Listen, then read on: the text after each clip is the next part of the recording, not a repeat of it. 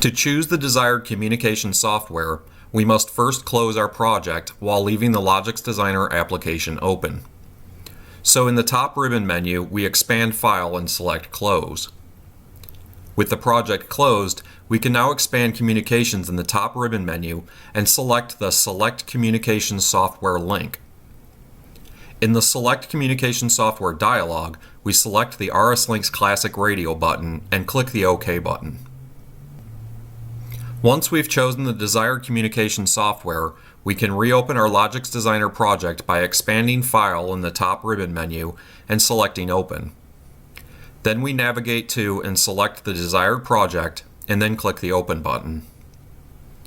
Note that the RS Links Classic software is the default communication software. Furthermore, once we've selected the desired communication software, that selection will persist unless we go back and change the software again. Prior to going online, we should verify that our programming workstation is physically connected to the desired network over which we will connect the controller. Also, we need to verify that our programming workstation is configured to communicate on the desired network. For example, if we are connecting via Ethernet, we need to configure the NIC with an IP address valid for the network. Finally, we need to verify that we have created a driver for the desired network within the RS Links Classic application. If we are going online using the USB connection, we should connect the USB cable between the computer and the controller before proceeding, otherwise the automatic USB driver may not appear. Once we have made all of the necessary preparations, we expand Communications in the top ribbon menu and select Who Active. Within the Who Active dialog, and using the desired RS Links Classic driver, we can navigate to and select the desired controller. Then we click the Go Online button. Once we are online, we can view the controller mode in the Controller Overview toolbar. Also in the Controller Overview toolbar, we can see if the controller is faulted, as well as if the configured I/O modules are okay. Furthermore, if the controller's mode switch is in the remote position, we can change the controller mode from within the Controller Overview toolbar. A controller that is in the Run or Remote Run modes is actively running the logic in its project and actuating its outputs.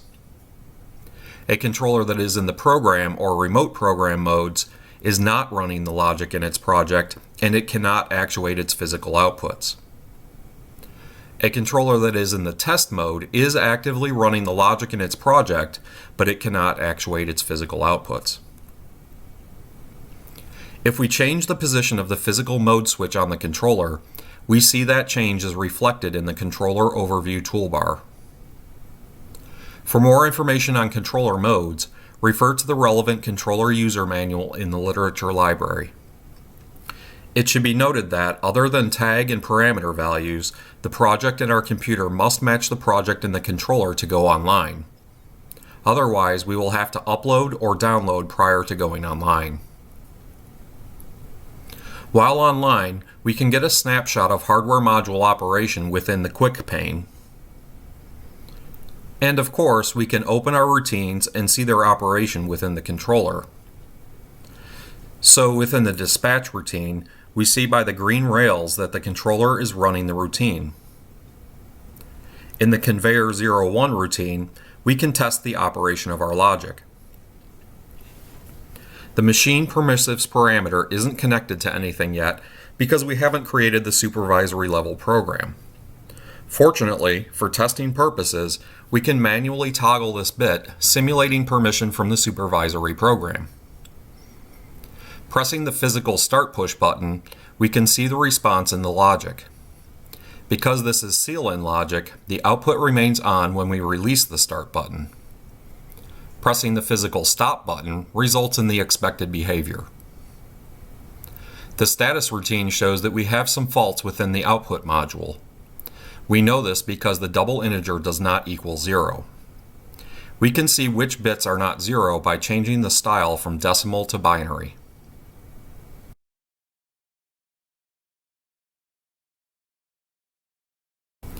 Let's take a look at one more example. This time we will go online with a high-performance compact Logix controller using the USB driver.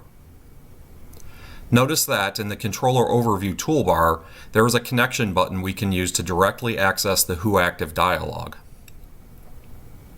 In the whoactive dialog, we expand the virtual backplane driver, and then we locate and select the desired controller.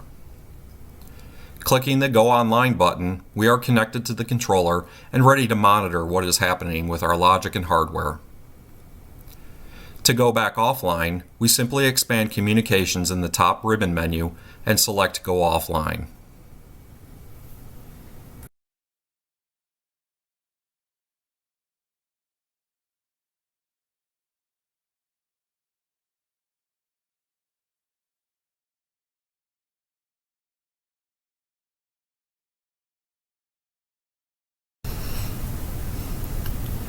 To choose the desired communication software, we must first close our project while leaving the Logix Designer application open. So in the top ribbon menu, we expand File and select Close. With the project closed, we can now expand Communications in the top ribbon menu and select the Select Communication Software link. In the Select Communication Software dialog, we select the FactoryTalk Links radio button and click the OK button. Once we've chosen the desired communication software, we can reopen our Logix Designer project by expanding File in the top ribbon menu and selecting Open. Then we navigate to and select the desired project and then click the Open button. Prior to going online, we should verify that our programming workstation is physically connected to the desired network over which we will connect with the controller. Also, we need to verify that our programming workstation is configured to communicate on the desired network. Next, we need to configure the driver. One of the benefits of FactoryTalk Links is the ability to configure the driver from within the whoactive interface within the Logix Designer application. So in the top ribbon menu, we expand Communications and select whoactive. Within the whoactive dialog, we see that there is an Ethernet driver already available. To configure the driver, we select it and click the Wrench Properties icon. If we want the driver to discover devices on the network by broadcasting messages, then under Discovery Method, we choose Broadcast. This would be comparable to the RS-Links Classic Ethernet IP driver, and it is the default configuration. Notice that we are able to choose whether we want to broadcast on the network local to our network interface card or on a remote network. For a remote network, we simply enter the subnet ID and the subnet mask. If we do not want to broadcast on the network to discover devices, we choose Device List/Range and add the devices. This can be done either individually, in a range, or a combination of the two. This configuration is comparable to the RS-Links Classic Ethernet Devices driver.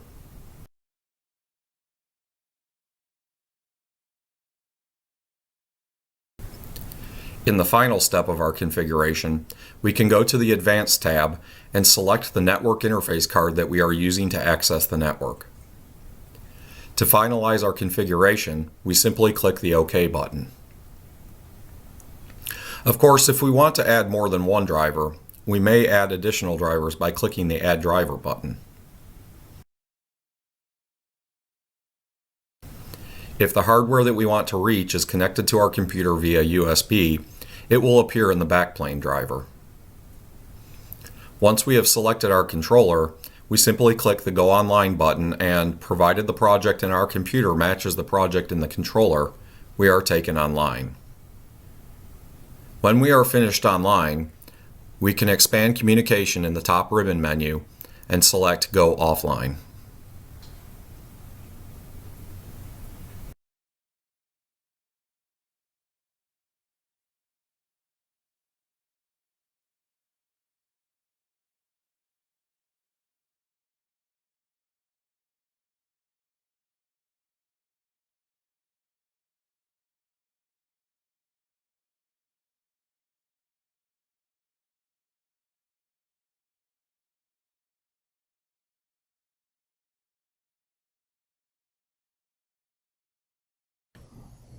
Before we download to a controller, we should verify that we have a copy of the project currently loaded in the controller, as it will be overwritten upon download. This is because a controller may contain only one project at a time. When downloading to a controller, it is always best to confirm the path to the controller using the Who Active dialog. Downloading to the wrong controller can cause the loss of machine control, potentially resulting in hazardous conditions. We verify the path using the communication software of our choice. Once we have navigated to and selected the desired controller, we click the Go Online button. Of course, if the Logix Designer project matches what is already in the controller, we will be taken directly online and we will not be required to download. However, assuming the project is different, a Connected to Go Online dialog will appear. At this point, we should verify that the target controller's mode switch is not in the run position. We cannot download to a controller if the mode switch is in the run position. We will see this in the next dialog. Since we want to overwrite the existing project in the controller, we click the Download button. Now we can see that the Download button is grayed out, preventing us from downloading with the controller mode switch in the run mode. Switching the controller mode switch to the remote position, we see that we are now able to download. However, it should be clear that with the controller in remote run mode, it will automatically be switched to the remote program mode for the download. The download completes automatically from this point on. Since the controller was in the remote run mode when the download began, we are asked if we want to return the controller to the remote run mode. If any of the hardware in the I/O configuration requires a manual configuration push from the controller, then it is generally best not to return the controller to the remote run mode. Examples might include configurable safety relays or some drives. When the download is complete, we are left online with the new project loaded into the controller.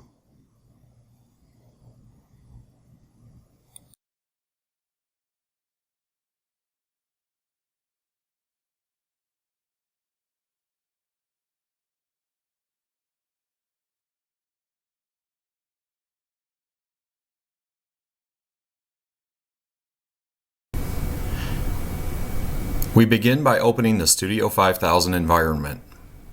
Under Open, we select From Upload.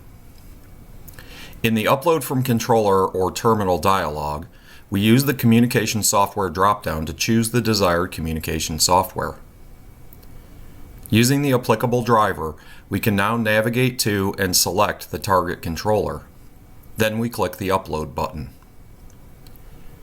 When the online Logix Designer project opens, a Connected to Upload dialog will appear. If a project of the same name as the controller project exists in the default projects folder, it will be displayed in the offline project section of this dialog. If we want to overwrite the offline project with what is in the controller, then we may simply click the Upload button. The project is then overwritten and we are left online with the controller.